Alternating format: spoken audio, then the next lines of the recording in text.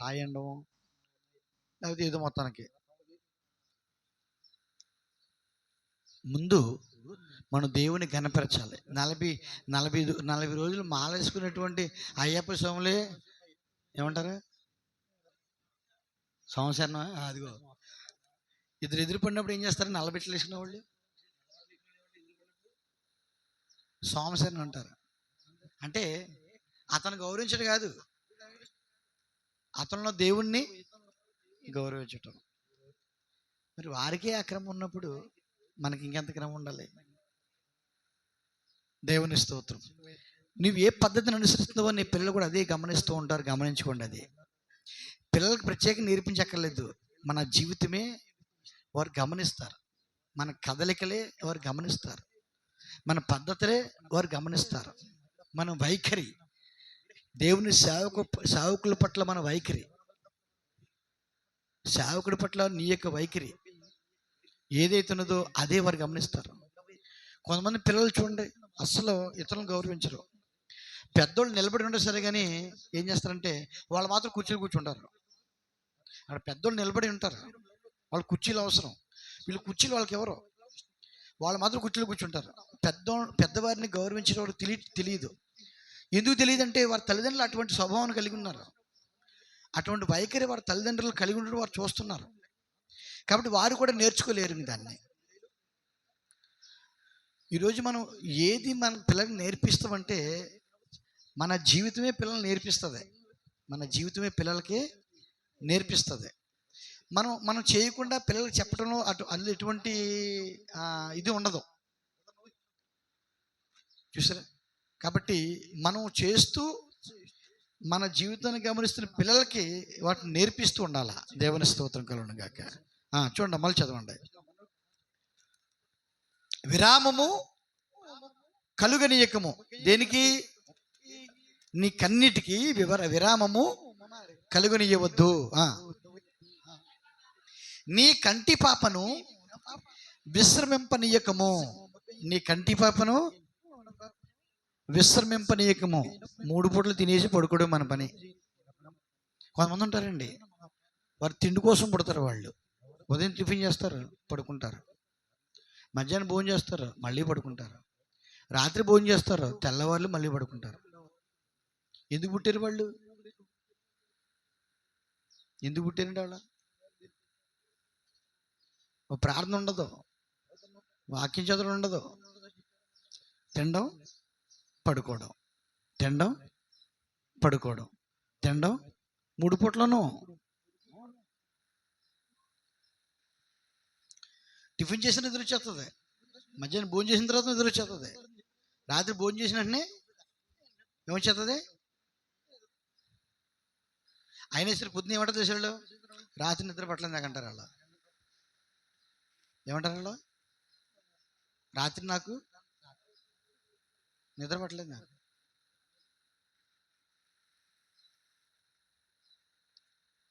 కానీ ఏమంటున్నాడు ఆయన? దేవుడు ఏమంటున్నాడంటే అలాంటి వారిని, వారి కడుపే వారి దేవుడు. ఏంటండి? యేసుప్రభువు దేవుడు కాదు వారికి. కడుపు నింపుకోడు, కడుపు నిద్ర ఏమవుతుంది?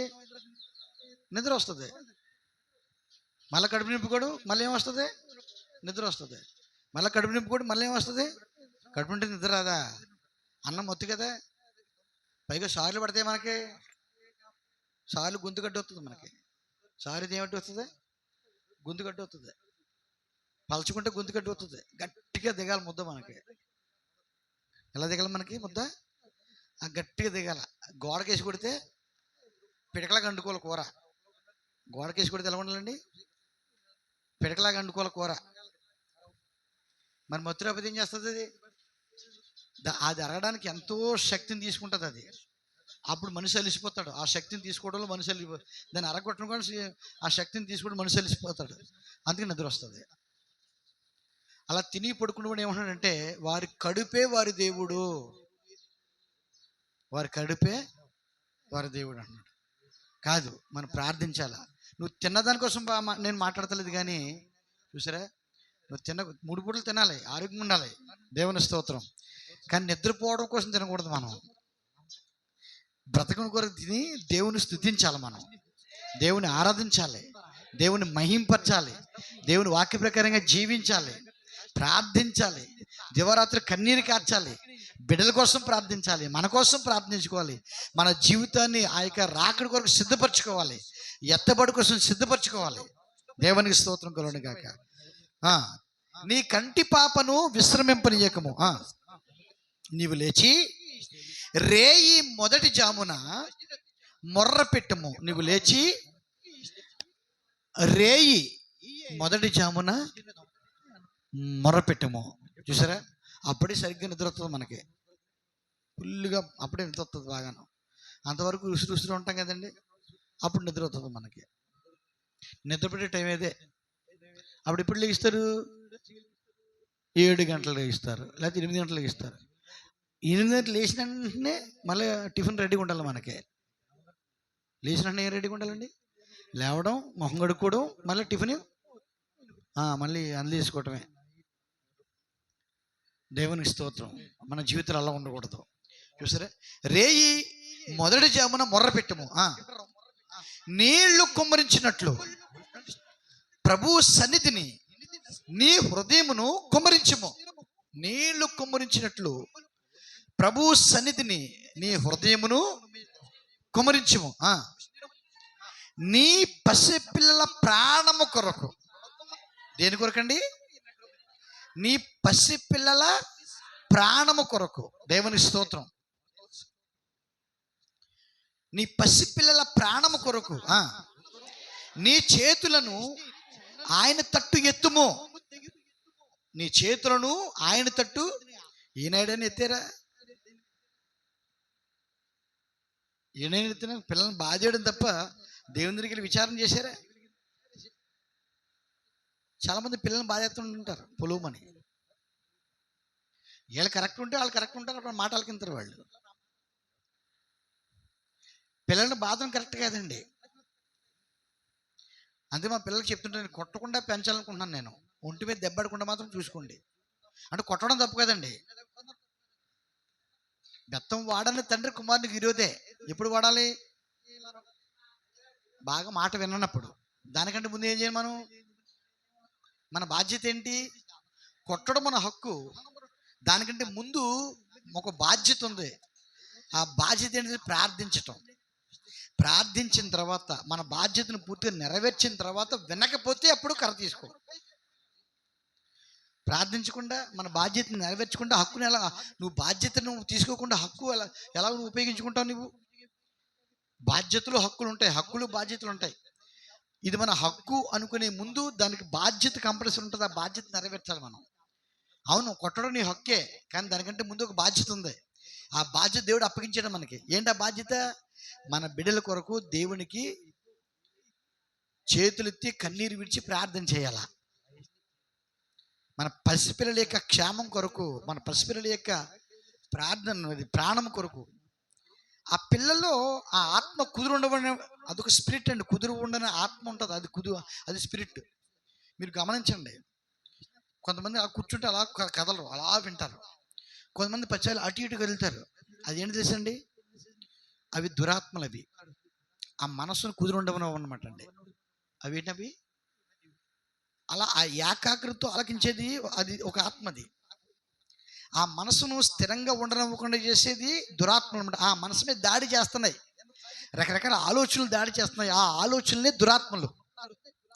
అవి మనం తెలివితేటలు అనుకుంటున్నాం, మనం చురుక్కుంటున్నాడు కదా తెలివితేటలు కాదండి అవి. ఆ మనసును కుదురుగా, అంటే అది కాన్సన్ట్రేషన్ చేయకుండా డిస్టర్బ్ చేస్తాయి ఆ స్పిరిట్. ఆ డిస్టర్బ్ చేసే స్పిరిట్లు అనమాట ఉన్నాయి. అందుకని కొంతమంది కూర్చుంటే ఎలా కదులుతాం, ఎలా కదులుతుంటారు, అలా కదులుతుంటారు, అలా కదులుతుంటారు. ఎందుకు కదులుతుంటే ఆ దురాత్మల యొక్క ప్రభావం అది.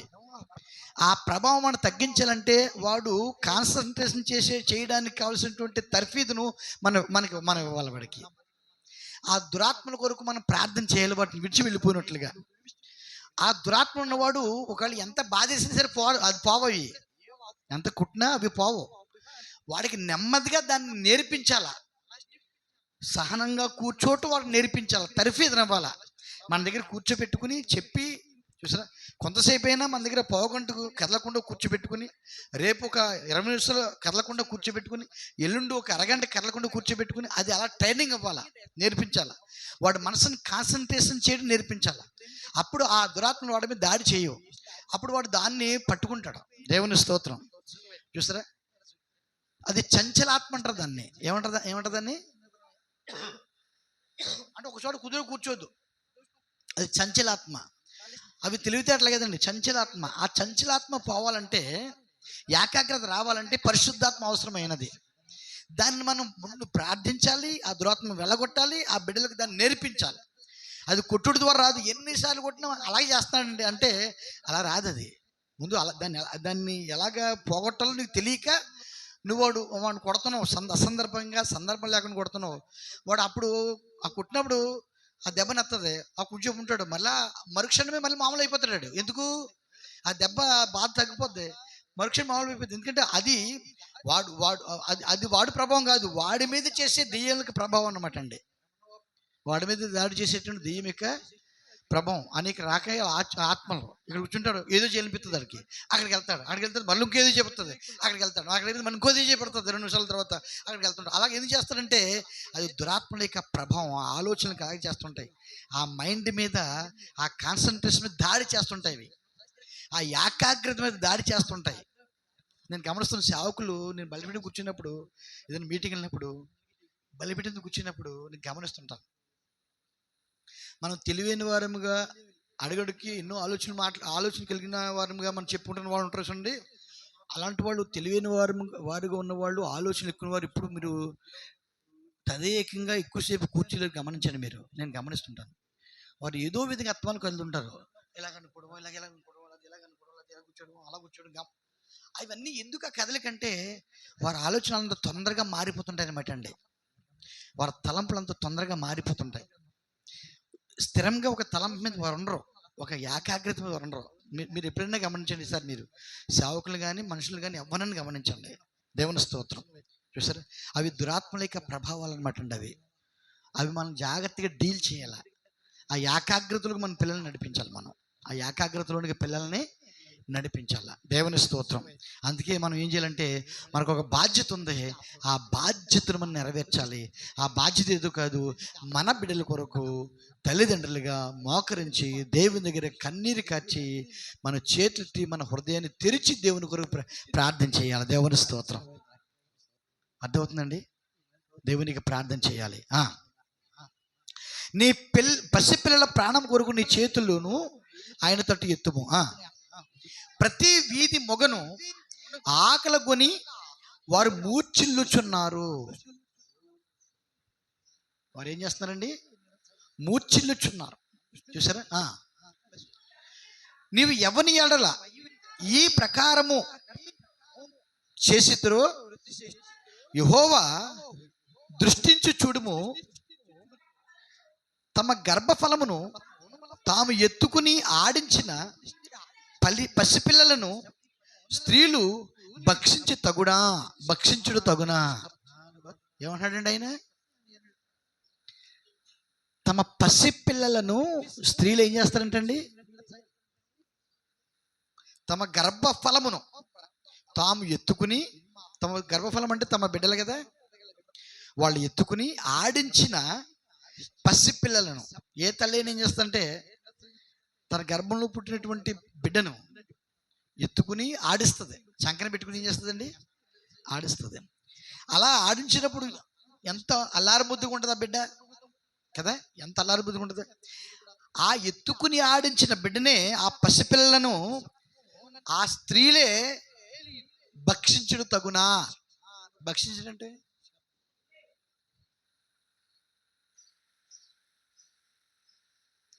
ఎవరినైతే పిల్లల్ని కంటున్నారో, చూసారా, ఎవరైతే తమ పిల్లల్ని సంక పెట్టుకుని ఎత్తుకుని ఆడిస్తున్నారో వారే తమ పిల్లలను వండుకుని తినేస్తారంట ఆహారంలాగా.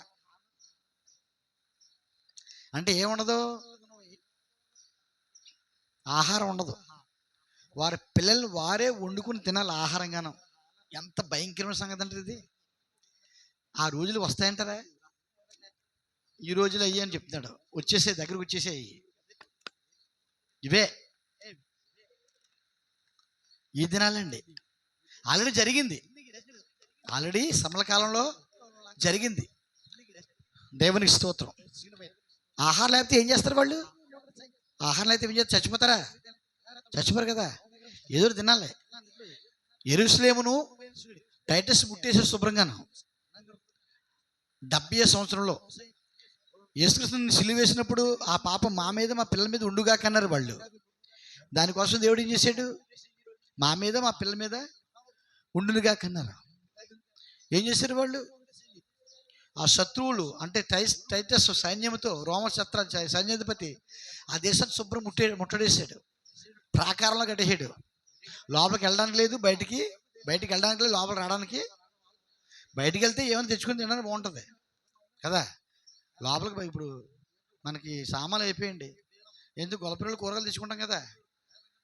ఇక్కడ ఏం లేవు, బయటికి వెళ్ళినా కుదరదు. అప్పుడు ఏం చేస్తారు? బయటికి వెళ్ళినా కుదరకపోతే ఏం చేస్తారు? అలా ఎన్ని దినాలు నాకు జ్ఞాపకం, ఎన్నో దినాలు అలా ముట్టడేసాడు. బయటికి వెళ్ళడానికి లోపల లేదు. మరి తమ దేశంలో ఎంతకాలం వాళ్ళు వాళ్ళ దగ్గర ఆహారం ఎంతకాలం ఉంటుంది? అది అవన్నీ తినేశారు, అన్నీ అయిపోయాయి, ఇంకేం లేవు, తినడానికి ఏం లేదు. చూసారా? అప్పుడు పిల్లలు తిన్నారు, వాళ్ళు తమ పిల్లల్ని వాళ్ళు తిన్నారు. దేవుని స్తోత్రం. అలాగని ఎలీషా యొక్క కాలంలో కరువు వచ్చిందా లేదా? అప్పుడు కూడా అదే పరిస్థితి. అప్పుడు కూడా అవన్నీ వివరం చెప్పడానికి టైం చాలు నాకు. అప్పుడు కూడా అదే పరిస్థితి. మరి ముందు జరిగినప్పుడు ఇప్పుడు ఎందుకు జరగదు? ఇంకా బ్రహ్మాండం జరుగుతుంది. ఎందుకంటే కాలం అంతటికి ఇదే అంతకాలం, అంత్యకాలం. కాలం అంతటి కూడా ఇదే ముగింపు, ఇదే అంత్యకాలం, ఇదే చివరి కాలం. ఎవరన్నా ఏమనంటే ఏమంటారు? ఏముంది అంత్యకాలం రా, ఏమంటారు? అంత్యకాలం వచ్చినప్పుడు ఎలా ఉంటారు జనం? అసలైన అంత్యకాలం ఇదే ముగింపు. అంటే కాలం అంతట్లో ఏది జరిగిందో, ఏ కాలాల్లో ఏది జరిగిందో అదంతా కలిపి జరుగుతుంది. ఇప్పుడు జరిగి వచ్చే శ్రమ ఇంతకు ముందు ఎప్పుడు జరగలేదు, రాలేదు, ఇక ముందు రాబోదు. అటువంటి భయంకరమైన శ్రమ రాబోతుంది ఈ లోకం మీదకి. చూసారా? అంటే తమ పిల్లల్ని కని వాళ్ళని ఎత్తుకుని అల్లారబుద్ధిగా పెంచి ఆడించినటువంటి తల్లిదండ్రులే ఆ పిల్లల్ని తినేస్తున్నారని తినవలసిన సమయం ఉంటుంది. భక్షించు తగునా? యాజకుడును ప్రవక్తయు ప్రభు యొక్క పరిశుద్ధాలయమునందు హతులగుట్ట తగునా? యాజకుడు సేవ చేస్తున్నాడు, ఇక్కడ దేవునికి సేవ చేస్తున్నాడు వాక్యాన్ని ప్రకటించి కదా. ప్రవక్త వాక్యాన్ని తీసుకొస్తున్నాడు దేవుని దగ్గరికి వెళ్ళి కదా. ప్రవక్త దేవుని దగ్గరికి వెళ్ళి వాక్యం తీసుకొస్తున్నాడు. ఆ వాక్యాన్ని సేవకుడికి బలిపెట్టి మీద సేవ చేస్తున్నాడు, ప్రకటిస్తున్నాడు. అంటే ఏం చేస్తున్నారు వాళ్ళు? ప్రజలకు జీవాన్ని ఇస్తున్నారు. వారు జీవిస్తూ ప్రజలకు జీవాన్ని ఇస్తున్నారు వాక్యంతో. అటువంటి వారే బలిపీఠ మీద చంపడతారంటండి. అటువంటి వారే బలిపీఠ మీద. ఎంత భయంకరమైన సంగతి అది! ఆ దినాలు రాబోతున్నాయి, మనకి ఆల్రెడీ వచ్చేసాయి. అంటే సేవ చేసి యాజకులు సేవ చేసి వాక్యం తీసుకొచ్చి ప్రవక్తలే బలిపీఠ మీద హతులవుతారు, చంపబడతారు. అంటే దేవుడు ఎవరిని కూడా విడిచిపెట్టాడు. అంటే అర్థం ఏంటి? సేవకులు కూడా ప్రవక్తలు వాక్యాన్ని తీసుకురావట్లేదు, అబద్ధ వాక్యాన్ని ప్రకటిస్తున్నారు. చూసారా? అబద్ధ సిద్ధాంతాలు తీసుకొస్తున్నారు. దేవుని వాక్యం తీసుకురావడం మనం ఏం చేస్తున్నారు? వాళ్ళు ప్రవక్తలను చెప్పుకుంటూ మేము దేవుని ఎదుటి వాక్యం తెస్తున్నామని చెప్పుకుంటూ అబద్ధాన్ని ప్రకటిస్తున్నారు, బిలాములాగా కదా. బిలాము ఏం చేశాడు? అబద్ధ బోధ ప్రకటన. అలాగే అనేక మంది ప్రవక్తలు ఇర్మియా కాలంలో ఉన్నారు కదా, ఉన్నారా? మోషే కాలంలో ఉన్నాడు, యెషయా కాలంలో ఉన్నాడు. ప్రవక్తలు అందరి కాలంలో కూడా అబద్ధ ప్రవక్తలు ఉన్నారు. వారు ప్రవక్తలు అంటే వాక్యం తీసుకొచ్చిన వాళ్ళు ఏం తీసుకొచ్చారు? ఏ వాక్యం అబద్ధ వాక్యం తీసుకొచ్చారు, అబద్ధాన్ని తీసుకొచ్చారు. మరి అబద్ధాన్ని తీసుకొచ్చిన చంపబడబోతే ఏం చేస్తారండి? చంపాలి కదా దేవుడు. మళ్ళీ ఆ అబద్ధాన్ని బోధించి సాగుకున్నారు. రాత్రి అది చెప్పిన న్యాయాధిపతి అని దాని గురించి మాట్లాడుతూ దేవుడు సమయాన్ని న్యాయాధిపతిగా చేశాడు. దేవుడు తన జీవితకాలం అంతా కూడా న్యాయాధిపతిగా చేశాడు ఆయన. కాబట్టి ఆ అబద్ధ ప్రవక్తలు తీసుకొచ్చిన అబద్ధ వాక్యాన్ని బోధించి సాగుకున్నారు. అబద్ధ ప్రవక్తల యొక్క వాక్యాన్ని బోధన బోధించి సాగుకున్నారు. మరి ఆ అబద్ధ ప్రవక్తలు చంపడినట్లుగానే వీరు కూడా చంపబడతారు. ఆ అబద్ధ ప్రవక్త ఎవరు? అపవాదే అబద్ధ ప్రవక్త, పోపే అబద్ధ ప్రవక్త. ఆ అబద్ధాన్ని బోధించేది యాజకులు. ఆ యాజకులు అబద్ధ ప్రవక్తలు, అబద్ధ యాజకులు. ఇక్కడ అంటే వాడు చంపడతాడు, అబద్ధ ప్రవక్త చంపడతాడు, వాడి యొక్క అనుచరులు, వాడి దూతలు చంపబడతారని చెప్పి బైబిల్ చెప్తుంది. విడిచిపెట్టాడు దేవుడు. అబద్ధాన్ని ప్రకటించేవాడిని దేవుడు అన్నాడు కూడా విడిచిపెట్టాడు ఆయన. దేవుని స్తోత్రం. చూసారా, అబద్ధ వాక్యాన్ని బోధించేవాడు, అబద్ధ సిద్ధాంతాన్ని బోధించేవాడు, దాన్ని అది తెచ్చేవాడు, దాన్ని బోధించేవాడు కూడా అది రోమన్ క్యాథలిక్. అబద్ధ ప్రవక్త పోపు. అబద్ధ ప్రవక్త ఎవరు? పోపు. ఆ అబద్ధాన్ని బోధించే యాజకులు అంటే స్వాములు వారు అంటారు. మనం ఏమంటారు? అది పక్కన పెట్టండి, డినామినేషన్ కూడా అదే చేస్తుంది. చూసారా, దేవుని వర్తమానంలో దాటో లేకపోతే ముందుగా వెనక్కి ఉండిపోయి మేము కూడా వాక్యాన్ని తీసుకొచ్చామన్న వాళ్ళు చాలా మంది ఉన్నారు. ఇప్పుడు వారు ఏం తీసుకొస్తున్నారు? అబద్ధ వాక్యం తీసుకొస్తున్నారు, సిద్ధాంతం తీసుకొస్తున్నారు, ఆ సిద్ధాంతాన్ని బోధిస్తున్నారు. ఆ సిద్ధాంతాన్ని నమ్మి బోధించి కొంతమంది దేవుడు ఏర్పాటు చేసుకున్నాడు, వారిని కూడాను అబద్ధాన్ని బోధించే వాళ్ళని. ఎందుకు? వారి కోసం కత్తిని ఊరుతున్నాడు ఆయన. ఏం ఊరుతాడండి? మరి కత్తికి పని చెప్పాలి కదా. ఏం చెప్పాలా? కత్తికి చెప్పాలి కదా. కత్తి ఖాళీ కూడా లేకపోతే కత్తి ఉట్టినవాడు ఎవడో కూడా ఉట్టిన నూరుతాడా? ఏదైనా పని ఉన్నప్పుడే దాన్ని తుప్పు పోయేలాగా నూరుతాడా? తెల్లగా పొద్దున చూస్తాడు, ఇటు ఇటు ఇలా చూస్తాడు, ఇలా అంటాడు. ఒక్క ఏడికి పడిపోవాలన్నమాట. ఇంకా ఇప్పుడు కత్తి నూరుతున్నాడు ఆయన. ఎవరి కోసం? అబద్ధ ప్రవక్తలు, అబద్ధమైనటువంటి యాజకులు. ఆ అబద్ధ యాజకులకి బోధన నమ్మేవారు. అబద్ధ యాజకుల యొక్క బోధను వాళ్ళందరినీ కూడా ఏం చేస్తాడు ఆయన? హతమొగ్గునట్లుగా చేస్తాడు. దేవునికి స్తోత్రం. యవనుడును వృద్ధుడును వీధులలో నేలను పడి ఉన్నారు. యవనులు వృద్ధులు వీధుల్లో నేలను పడి ఉన్నారు. ఎంత భయంకరం చూడండి. దేవుని స్తోత్రం. ఎక్కడ ఉండాలి? దేవుని సన్నిధిలో ఉండాలి. వాళ్ళు ఎక్కడ ఉండాలండి? యవనులు దేవుని సన్నిధిలో ఉండాలి, వృద్ధులు కూడా దేవుని సన్నిధిలో ఉండాలి. దేవుని స్తోత్రం. నా కన్యకులను నా యవనులను ఖడ్గము చేత కూలి ఉన్నారు. ఎవరు వదులుతలేదు దేవుడు. నీ ఉగ్రత దినమున నీవు వారిని హతము చేసితివి. దేవుని ఉగ్రత ఉంది. ఆ దినాన్ని దేవుడు ఏం చేస్తాడు? వారిని హతం చేస్తాడా?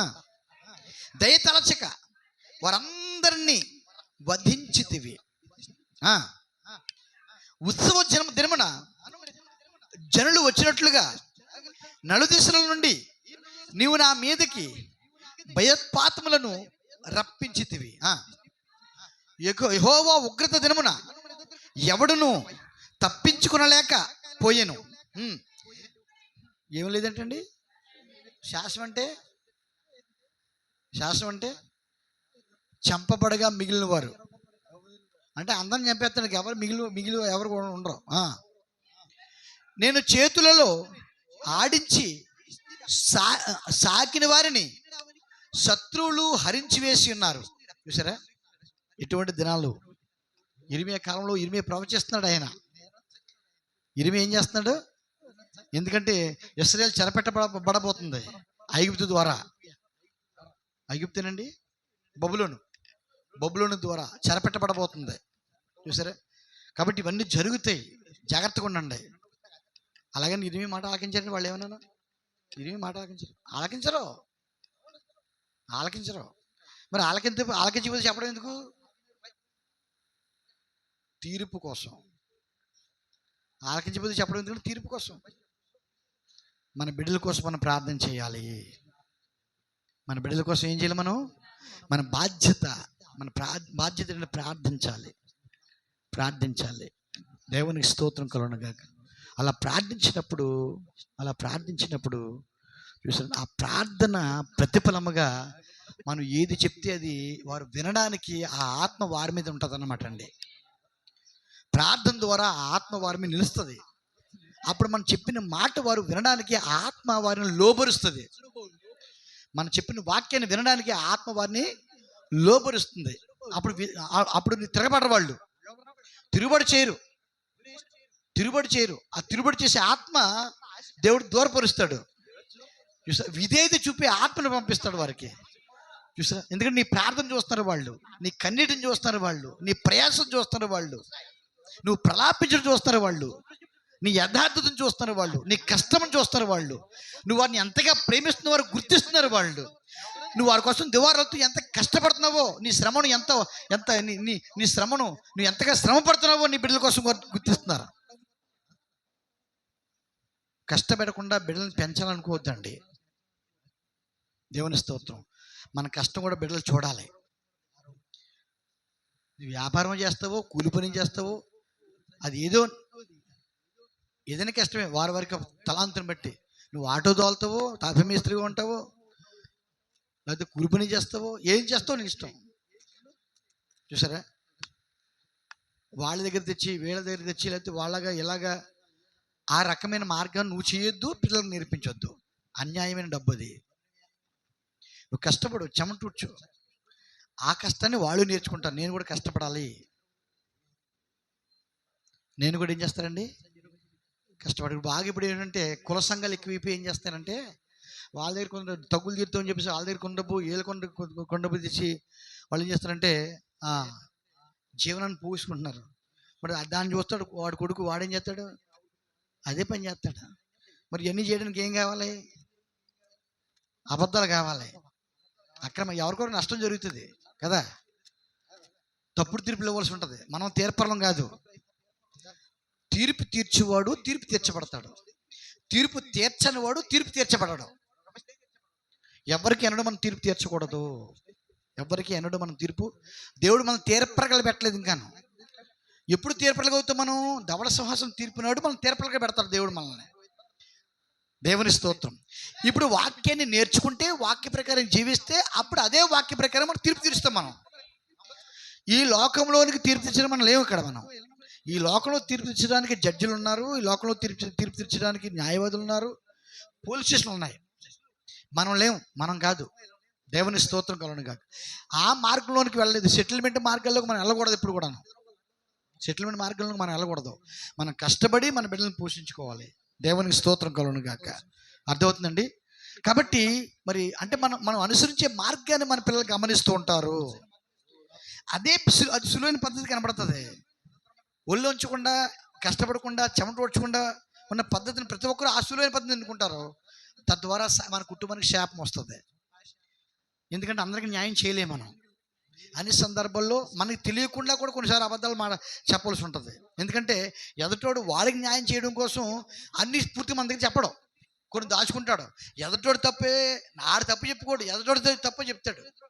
ఆడేం చేస్తాడు, ఈడు తప్పు చెప్తాడు, ఆడు తప్పు చెప్పుకోడాడు. అటువంటి మధ్యవర్తులకు ఉండడం మన తప్పది. దేవుని స్తోత్రం కలుగును గాక. చూసారా, కాబట్టి మనం అనుసరించే పద్ధతిని. తర్వాత చాలామంది సారా అమ్మి డబ్బు సంపాదించుంటారు. సారా అమ్మి డబ్బు సంపాదించుతారు. అది ఎవరు చూస్తున్నారు, పిల్లలు చూస్తారు. దానివల్ల కొన్ని కుటుంబాలు నాశనం అయిపోతాయి, చచ్చిపోతారు కదా. అప్పుడు ఆ వేదన, ఆ రోదన ఎవరైనా పడుతుంది, అది అంతే కదండి. దేవుని స్తోత్రం కలుగును గాక. చూసారు, ఆ విధంగా ఇలాగే కొన్ని మార్గాలు ఉన్నాయి. ఆ మార్గాలు మనం ఎన్నడూ కూడా ఎంచుకోకూడదు. ఆ మార్గంలో ప్రయాణం చేయకూడదు. మన మార్గం యథార్థంగా ఉండాలి. మన మార్గం ఎలా ఉండాలి, యథార్థంగా ఉండాలి, పరిశుద్ధంగా ఉండాలి. దేవుని స్తోత్రం. ఇతరులకు ఎన్నడూ హానికరంగా ఉండకూడదు. మన మార్గం ఇతరులకు ఎన్నడూ కూడా హానికరంగా ఉండకూడదు. ఎందుకంటే ఈరోజు గంజా ఎక్కువ, వీధి వీధికి పల్లెటూరు. అసలు గంజా అంటే పల్లెటూరుకి ఎవరికి తెలియదు అసలు. ఇప్పుడు పిల్లలు కూడా మాటికి మొన్న ఏవినాల్లో చిన్న కార్యక్రమం జరిగింది. నల్ల డ్రింకులు వేసుకుంటారంటండి దాన్ని, ఆ మందుని ఏదో మరి వేసుకోవడం, తాగేయడం, వచ్చేసి గొడవ పెట్టేయడం. ఆడ వేలు లక్షలు ఖర్చు పెడుతున్న కార్యక్రమానికి ఆ ప్రజలు తినకుండా చేసేయడమే. పిల్లలంతా ఆ ప్రజలు ఎంతో కష్టపడి వండుకొని ఖర్చు పెట్టుకుని చూసారా, గొడవాడుకోడు. ఈ తిరిగోడు బల్ల ఇలా లేపేయడమే. వాళ్ళు తింటూ ఉంటుంటే బల్లలో తినేసేస్తున్నారు, తిని కూడా బలలో తాగేసేసి ఏమైపోయి ఏం చేస్తాడు, ఒకరిని బాధేసుకోవడం. చూసారా ఈరోజు ఇప్పుడు పిల్లలు చాలా దారుణంగా పాడైపోతున్నారు. దానికి బానిసైపోతున్నారు.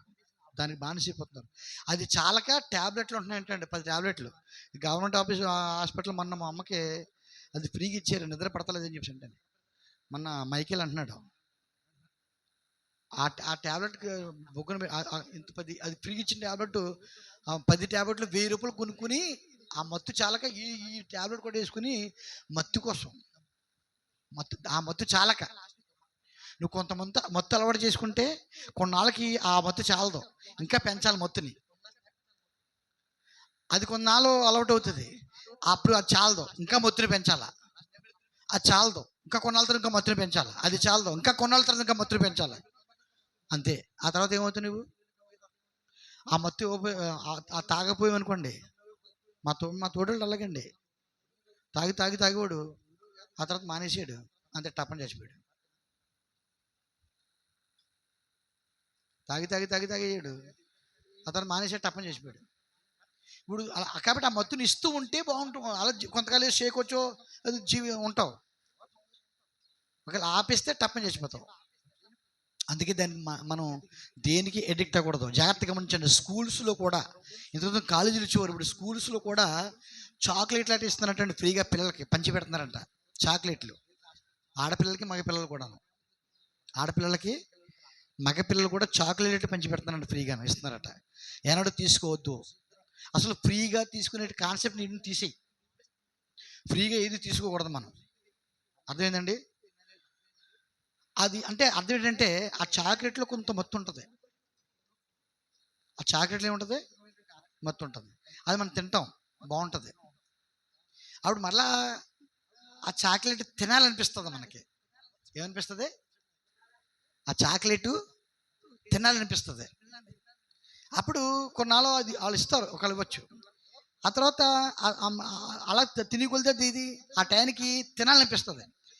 తినాలనిపించినప్పుడు ఒకవేళ నీకు ఎవరు ఇవ్వకపోయినా నువ్వు కొట్టు దగ్గరికి వెళ్ళి పలానా చాక్లెట్ ఇవ్వని అని కొనుక్కుంటావు. నువ్వు అది ₹10 ఉంటుంది, ఒకవేళ కొనుక్కుని తింటావు. అది తిన్న తర్వాత నీకు ఏదో తేలిగ్గా అనిపిస్తుంది, రిలాక్స్గా ఉంటుంది. అమ్మా బాగుందిరా బాబు, లేకపోతే మనసు పీకేసింది, తల పుచ్చేసింది అనుకుంటావు నువ్వు. ఆ మన్నాడు మళ్ళీ అదే టైంకి మళ్ళా అదే చాక్లెట్ తినాలనిపిస్తుంది. మళ్ళా ₹1 కొనుక్కుంటావు. అప్పుడు నీకు మనసు ప్రశాంతంగా ఉంటుంది. అది అయిపోయింది, మళ్ళీ మనసు పీకుతూ ఉంటుంది, నీకు దేని మైండ్ పనిచేయదు. ఇంకా మళ్ళీ అదే తినాలనిపిస్తుంది. అప్పుడు 2 చాక్లెట్లు తింటావు. అలాగే ఏమవుతుంది? నీకు ఏం అలవాటు అవుతుంది? మత్తు అలవాటు అవుతుంది. అప్పుడు డ్రగ్స్ అమ్ముతారు. డ్రగ్స్ ఏమవుతారండి? ఈ చాక్లెట్ అలవాటు చేసిన వాళ్ళే నీ మీద నెగేస్తారు. నీకు చాక్లెట్ ఇచ్చిందని నువ్వు ఊరుకోరు, నెగేస్తారు, నువ్వు అలవాటు పడ్డవలేదని చెప్పి.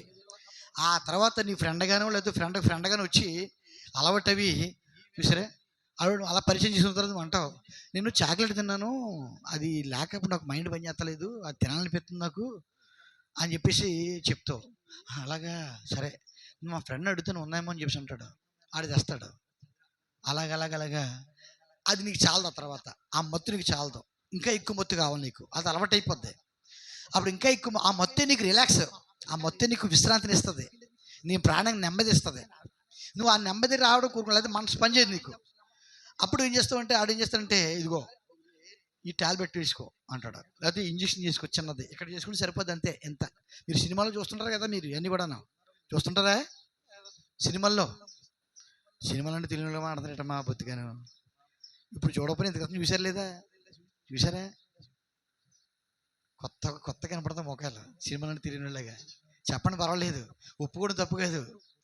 సినిమాలో డ్రగ్స్ వాడడం, పిల్లలు డ్రగ్స్ వాడడం చూస్తున్నారా? మీరు చూసారా? ఇంత క్రితం అన్నా, ఇప్పుడు చూడకపోతే ఇంత క్రితం చూసారా? ఆ రకంగా యవ్వన పిల్లలు, ఆడపిల్లలు కానీ మగపిల్లలు కానీ చివరికి వాళ్ళ మైండ్ పనిచేయక ఏం చేస్తారంటే వాళ్ళు మత్తుని తీసుకుని చచ్చిపోతారు, లేకపోతే ఇంజక్షన్ చేసుకుని చచ్చిపోతారు. చూసా అంటే దెయ్యం ఎంత అలా వల పండుతుందో, ట్రాప్ చేస్తుందో యవన పిల్లల్ని, యవనస్తుల్ని, చంటి పిల్లల్ని ఎలా ట్రాప్ చేస్తుంది చూసారా? ఎక్కడికో పోకర్లేదండి, ఒక టీ ఉందండి, ఇది వాక్యం కాదనుకోవద్దండి. ఒక టీ ఉంది. ఉదయం లేచిన వెంటనే డాక్టర్ గారు నువ్వు టీ తాగొద్దు అని ఎన్నిసార్లు చెప్పుంటారు నీ జీవితంలో డాక్టర్ గారు? కానీ మానేసావు, నువ్వు మానేసావా? ఉదయం లేవగానే ఏమవ్వాలా? టీ. టీ తాగిన తర్వాత అమ్మయ్య ప్రాణం కుదురుగా ఉందంటుంది. మళ్ళీ నాలుగు అవ్వకుండా ఒక ప్రయాణం ఉంటే ఇక ఎక్కడ టీ కొట్టలేదే, తలనొప్పి వచ్చేస్తుంది. ఇక్కడ ఎక్కడ టీ కొట్టలేదు, తలనొప్పి వచ్చేస్తుంది. పరిమాలుగా టీ కొట్టు వెతుక్కుని వెళ్ళి ఏం తాగుతాం? ఏటది? అదొక రకమైన మత్తు. మరి టీనే నువ్వు మానలేకపోతున్నావు, ఈ మత్తుని మానేస్తావా? అలవాటు అవుతే ఒక టీ మానలేకపోతున్నావు నువ్వు. అది నీకు అది కఫం పడుతుందని, నీకు ఒళ్ళు వచ్చేస్తుందని, కఫం పెరిగితే ఒళ్ళు వచ్చేస్తుందని, ఆ కఫం పెరిగినప్పుడు నీ గుండ్లు ఏమైతే ఊపిరితిత్తులు పాడైపోతాయని తెలుసు కదా నీకు. గ్యాస్ పెట్టేస్తుందని, ఆ ప్రేగుల్లో పుండ్లు పడతాయని, ఆసర వచ్చేస్తుందని, నీకు ఆకలి చంపేస్తుందని, అన్నం తినడానికి అవదని, ఇవన్నీ తెలుసు నీకు.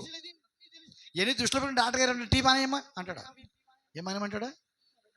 బే నన్ను అదే బతికేస్తుంది బాబు అంటాం మనం డాక్టర్తో. ఏది బతికేస్తుందంట? అన్నం కాదంట అండి, టీయే బతికించేస్తుందంట. దానివల్ల బతుకుతాను నేను. ఏమి లేపని పర్లేదు, టైం చిన్న చొక్క ఏమండాలంట, చిన్న చొక్క చాలు అంతే. ఆ నాలుగు తడైపోయిందంటే ఇంకా అంతే, రిలాక్స్, ఇంకా ఆకలేదు. ఇంకా చూసారా, వాళ్ళకి సిగరెట్టు, మద్యపానం, అన్నీ కూడా, ప్రతిది కూడా సరే. అవన్నీ కూడా ప్రాణానికి హానికరం. అవన్నీ కూడా దేనికి? ప్రాణానికి హానికరం. అయితే దేవుడు కూడా మనకొక మత్తునిచ్చాడు. మనకు కూడా దేవుడు ఒక ద్రాక్షరసం ఇచ్చాడు. ఆ ద్రాక్షరసం ఏంటంటే, మాట చెప్పి ముగిస్తాను నేను. ఆ ద్రాక్షరసం ఏంటంటే దేవునికి స్తోత్రం, ప్రత్యక్షత. ఏంటంటే ద్రాక్షరసం ప్రత్యక్షత. దేవునికి స్తోత్రం. దేవుడు మనకి ఏమిచ్చాడు? ప్రత్యక్షత ఇచ్చాడు. అది ఏ ప్రత్యక్షత అంటే వాక్యం యొక్క ప్రత్యక్షత. వాక్యం యొక్క ఆ ప్రత్యక్షత ఏంటంటే ఆత్మ యొక్క ప్రత్యక్షత. ప్రత్యక్షత రెండు రకాలు. ఒకటి ఆత్మిక ప్రత్యక్షత, రెండు వాక్యమిక ప్రత్యక్షత. ఆత్మిక ప్రత్యక్షత అనేకమైన సంగతులకు బయలుపరుస్తుంది. వాక్యమిక ప్రత్యక్షత వాక్యాన్ని బయలుపరుస్తుంది, వాక్యాన్ని తెరుస్తుంది. కాబట్టి ఆత్మ ప్రత్యక్షత, వాక్య ప్రత్యక్షత. మనకు ఆత్మ ప్రత్యక్షత అవసరమైనది, వాక్య ప్రత్యక్షత కూడా అవసరమైనది. ఆత్మ ప్రత్యక్షత నిన్ను ఆత్మీయంగా నడిపిస్తుంది, వాక్య ప్రత్యక్షత నీకు వాక్యం తెరుస్తుంది. దేవునికి స్తోత్రం కలుగును గాక. కాబట్టి ఆత్మ ప్రత్యక్షత కలిగి ఉండాలి మనం. కాబట్టి అందుకని ప్రయాసపడమని చెప్పాడు ఆయన. ఆత్మవరాల కోసం ప్రయాసపడమని చెప్పాడు ఆయన. ఎందుకంటే కళలు, దర్శనములు చూసారా, అలాగనే ప్రవచనాత్మ, ఇవన్నీ కూడా ఆత్మ ప్రత్యక్షతలు ఉన్నాయి. చూసారా, ఇవి నిన్ను నడిపిస్తాయి. పరిశుద్ధాత్మ నీలో ఉండి నీకు ప్రత్యక్షత ఇచ్చి, చూసారా, నువ్వు వేసే ప్రతి అడుగుని కూడా అవి తెలియజేస్తూ నడిపిస్తుంటాయి. దేవునికి మహిమ కలుగును గాక. అది నీకు ఒక మొత్తం అయినది. ఆ ప్రత్యక్ష నీకు మొత్తం అయినది. అదే దేవుడి ద్రాక్షరసమైనది. ఒక్కసారి నువ్వు దానికి అలవాటు పడితే అది నిత్య జీవనం నడిపిస్తుంది. అది ఒక్కసారి నువ్వు దానికి అలవాటు పడితే పరలోకాన్ని నడిపిస్తుంది. అది నీ జీవితం గురించి చెప్తుంటుంది. అది నీ జీవితం గురించి హెచ్చరిక చేస్తుంటుంది. దేవునికి మహిమ కలుగును గాక. ప్రవక్త ఏం చెప్పాడంటే, ప్రత్యక్షత అంటే అర్థం ఏంటంటే నీవు గ్రహించే దానికంటే మిన్నైనది. ప్రత్యక్షత అంటే ఏంటండి? నువ్వు ఏదైతే గ్రహిస్తున్నావో ఆ గ్రహించే దానికంటే కూడా మిన్నైనది. మానవ జ్ఞానం దేనైతే పట్టుకోగలదో, మానవ జ్ఞానం దేనైతే గ్రహించగలదో, మానవ జ్ఞానం దేనైతే పట్టుకోగలదో, అర్థం చేసుకోగలదో, దానికంటే కూడా, అంటే నువ్వు గ్రహింపలేనటువంటిది. నువ్వు 5 పంచేంద్రియాల ద్వారా గ్రహించగలవు నువ్వు, అంతేనా? 5 పంచేంద్రియములు, అంతేనా కదా? చూచుట, రుచి చూచుట, స్పర్శ, వినికిడి, వాసన. వీటి ద్వారా నువ్వు ఏం చేస్తావు? అన్ని గ్రహిస్తావు, నువ్వు తాకుతావు, గ్రహిస్తావు. ప్రవక్త ఏంటంటే నువ్వు తాకినప్పుడు నువ్వు అది గ్రహించలేకపోతే అది నువ్వు గ్రహించిన దానికంటే గొప్పదైనది అది. దేవుని స్తోత్రం కలుగును గాక. చూసారా? అలాగే పదార్థము, వెలుగు, కాలము, అతను సైన్స్, ఈ 4 మనం గ్రహించగలుగుతాం. ఈ 4 మనం పదార్థం అంటే తాకటం, ఏదైతే తాగుతున్నావో అది పదార్థం. రెండోది రెండోది వెలుగు, రెండోది కాలము. చూసారా? మన కాలంలో జీవిస్తున్నాం. ఈరోజు కరెక్ట్గా 10 నిమిషాలు ఎక్కువ 11 అయింది చెప్పగలం, మనం చూస్తున్నాం కాబట్టి కదా. మూడోది వెలుగు. వెలుగు ఉంది, అది సూర్యుడు వెలుగు, చంద్రుడి వెలుగు. రాత్రి పగలు ఏర్పడుతున్నాయి, అందుకని చీకటి అమావాస్యలు ఏర్పడుతున్నాయి కదా. పగలు రాత్రులు ఏర్పడుతున్నాయి, ఋతువులు ఏర్పడుతున్నాయి వెలుగు ద్వారా. అంతేనండి. వీటి ద్వారా మనం గ్రహించగలం. దేవుని స్తోత్రం. 4వది దానికంటే ఎత్తుకున్నది, మిన్నైనది ఏంటంటే సైన్స్. అంటే ఆకాశంలో, అంతరిక్షంలో కదండి, అంతరిక్షంలో ఏం జరుగుతుందో అది గ్రహించగలరు కదా, సైన్స్. దానికంటే అవతల ఉన్నది ఏంటండి, 5వ వార అవిశ్వాస చనిపోయినప్పుడు వెళ్ళే స్థలం. అది నువ్వు గ్రహించలేవు, అది నీవు గ్రహించలేవు. ఆ పైదేంటి, 6వ వార విశ్వాసం చనిపోయినప్పుడు పరిశుద్ధ స్థలం. అది నువ్వు గ్రహించలేవు. ఆ పైన ఉంది 7వ పరమాణు. ఏంటిది? దేవుని సింహాసనం. దేవునిక దాన్ని నువ్వు గ్రహించలేవు, దానిని నీవు గ్రహించలేవు. కాబట్టి వాటిని గ్రహించడానికి నీకు ప్రత్యక్షత అవసరమైనది. వాటిని తెలుసుకోవడానికి నీకు ప్రత్యక్షత అవసరమైనది. సాతాను అంటే ఏంటో తెలుసుకోవాలి, దేవుడు అంటే ఏంటో తెలుసుకోవాలి, అవిశ్వాసం అంటే ఏంటో తెలుసుకోవాలి, విశ్వాసం అంటే ఏంటో తెలుసుకోవాలి. ఇవన్నీ గ్రహించడానికి నీకేమి ఇచ్చాడు దేవుడు? ప్రత్యక్షత ఇచ్చాడు. అది ఆత్మ ప్రత్యక్షత, వాక్య ప్రత్యక్షత. అయితే ప్రవక్త ఏంటంటే ఆత్మ ప్రత్యక్షత కన్నా వాక్య ప్రత్యక్షత నిన్న. ఆత్మ ప్రత్యక్షత కన్నా వాక్య ప్రత్యక్షత గొప్పదని చెప్తాడు ఆయన. ఎందుకంటే నీవే కనుక వాక్య ప్రత్యక్షత కలిగినట్లయితే ఎన్నడూ తప్పిపోవు. నీవు ఆత్మ ప్రత్యక్షత ఉన్నవాడు తప్పిపోవచ్చేమో, కానీ వాక్య ప్రత్యక్షత ఉన్నవాడు ఎన్నడూ తప్పిపోవడం. కాబట్టి అలాగే నువ్వు ఆత్మ ప్రత్యక్షత వద్దట్లేదు ఆయన. ఆత్మ ప్రత్యక్షత ఉండాలి. అది ఆత్మ ప్రత్యక్షత వాక్యంలో లేని దానిని నీకు చూపిస్తూ నీ జీవితం నడిపిస్తుంది అది. కానీ వాక్య ప్రత్యక్షత వాక్యాన్ని నీకు బయలుపరుస్తుంది, బైబిల్ నీకు బయలుపరుస్తుంది, వర్తమానం నీకు బయలుపరుస్తుంది. వాక్యము దేవుడే అయినాడు, బైబిల్ దేవుడే అయినాడు, వర్తమానం దేవుడే అయినాడు, వర్తమానం ఈ కాలం దేవుడే అయినాడు. అంటే ప్రతి కాలంలో దేవుణ్ణి అది నీ ముందు చూపిస్తుంది. అంటే ఈ కాలానికి ప్రతి కాలంలో ఏ ప్రవచనమైతే ఆ ప్రవక్తల ద్వారా ప్రవచించబడిందో దాన్ని ప్రత్యక్షపరిచి ఈ కాలంలో దాన్ని నెరవేర్పు నీకు చూపించి రుజువు చేసేదే వాక్య ప్రత్యక్షత అయినది. ఆ వాక్య ప్రత్యక్షత నువ్వు చూసినప్పుడు, నీకు తెరబడినప్పుడు, ఈ కాలంలో ఆ కాలంలో ప్రవక్త ద్వారా పలకబడిన మాట ఈ కాలంలో, నా కాలంలో, ఈ దినమున ఈ లేఖనము నెరవేర్చబడింది అని నువ్వు సాక్ష్యం ఇవ్వగలవు. దేవుని స్తోత్రం. యేసుప్రభు చేశాడు. నాకు సమయం లేదు, 11 అయిపోయింది, నాకు సమయం లేదు. యేసుప్రభు చెప్పాడండి, దేవాలయంలోకి వెళ్ళాడు. ఆయన ఎక్కడికి వెళ్ళాడండి? దేవాలయంలోకి వెళ్ళాడు. దేవాలయంలోకి వెళ్ళిన తర్వాత ఆయనకు గ్రంథం ఇవ్వబడింది. బలిపీఠం ఎక్కాడు. ఆయన నేరుగా బలిపీఠం ఎక్కేశాడు. ఎవరు అనుమతి తీసుకోలేదు ఆయన. ఎందుకు? అది వాక్యం, అది ప్రవచనం. దేవుని స్తోత్రం కలుగును గాక. అంతే డైరెక్ట్గా వచ్చేసాడు. అక్కడ సావిత్రి అనుమతి తీసుకోలేదు, ప్రధాన యాజకుల అనుమతి తీసుకోలేదు, చూసారా, సంఘ పెద్ద అనుమతి తీసుకోలేదు, అక్కడ ట్రస్టీలు ఉన్నారు, ట్రస్టీల అనుమతి తీసుకోలేదు, సాంగులు అనుమతి తీసుకోలేదు. దేవునికి స్తోత్రం. అక్కడ యాజకుడు ఉన్నాడు, యాజకుడు అనుమతి తీసుకోలేదు. డైరెక్ట్గా వచ్చి బలిపీఠం ఆయన. దేవునికి మహిమ. డైరెక్ట్గా వచ్చి బలిపీఠం ఎక్కేశాడు. ఎక్కిన వెంటనే దేవుని స్తోత్రం. ప్రవచనం చూసారా? ప్రవచనం. అక్కడ ఒక వ్యక్తి గ్రంథాన్ని పట్టుకుని సిద్ధంగా ఉన్నాడు. అక్కడ వ్యక్తి గ్రంథాన్ని పట్టుకుని, అంటే ఆ దర్శనంలో, ఆ వాక్యములో, ఆ ప్రవచనంలో అతను భాగస్తుడే. అర్థమవుతుందండి? ఆ ప్రవచనంలో అతను కూడా భాగస్తుడే. అతని పద్ధతి నెరవేర్చాలి. గ్రంథాన్ని ఎందుకు అతను తెలియ కూడా గ్రంథం తీసుకొచ్చాడు. అతను పట్టుకున్నాడు, ఆ యాజకుడు గ్రంథాన్ని పట్టుకున్నాడు. దేవుని స్తోత్రం.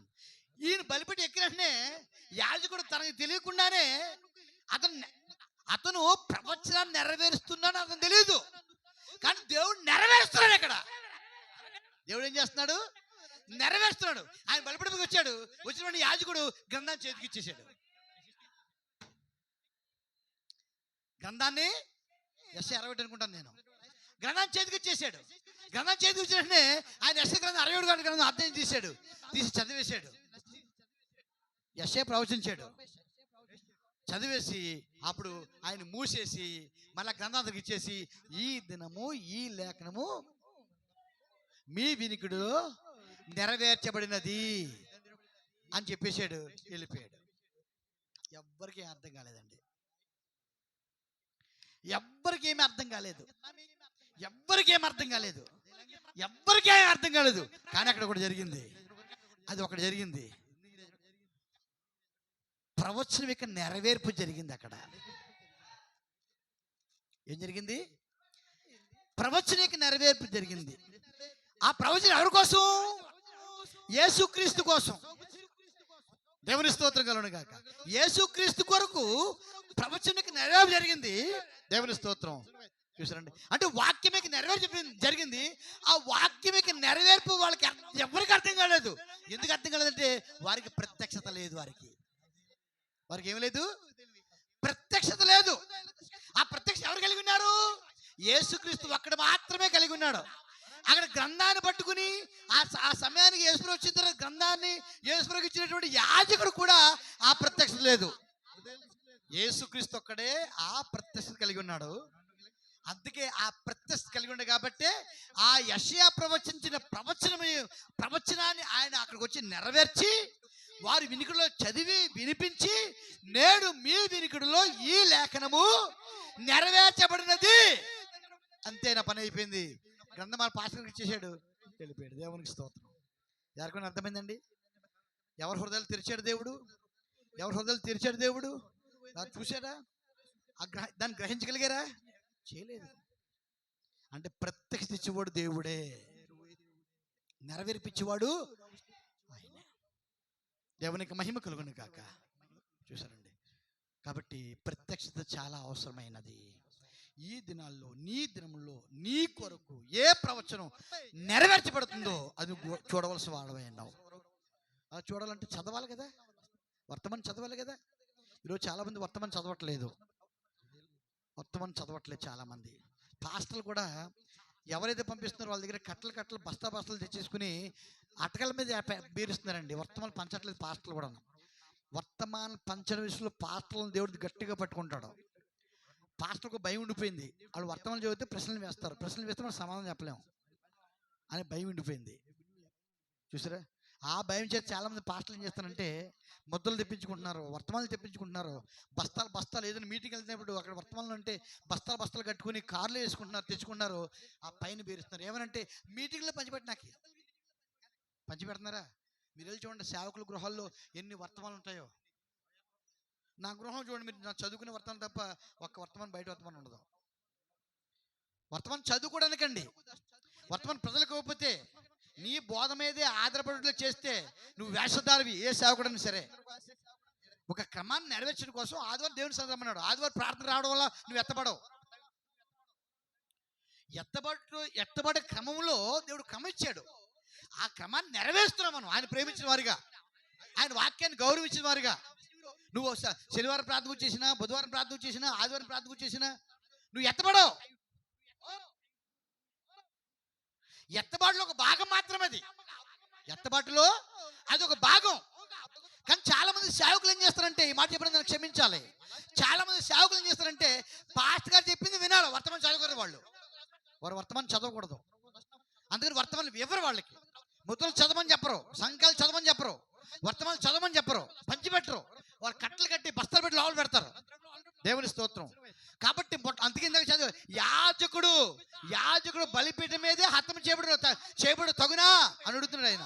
అంటే యాజకుడు ఏం చేస్తాడు? వర్తమాన సేవకుడు అయినా సరే, నువ్వు ఎన్ని సంవత్సరాలు సేవ చేసినా సరే, ఒకవేళ వర్తమానం చదవడానికి సంఘాన్ని ప్రోత్సహించకపోతే, బలపరచకపోతే, నీ బోధ మీదే వాడిని ఆధారపడిగా చేసి మోసం చేస్తే, దేవుడు కత్తి పట్టుకుని ఆ కత్తి నీ కొరకే నూరుతున్నాడు దేవుడు.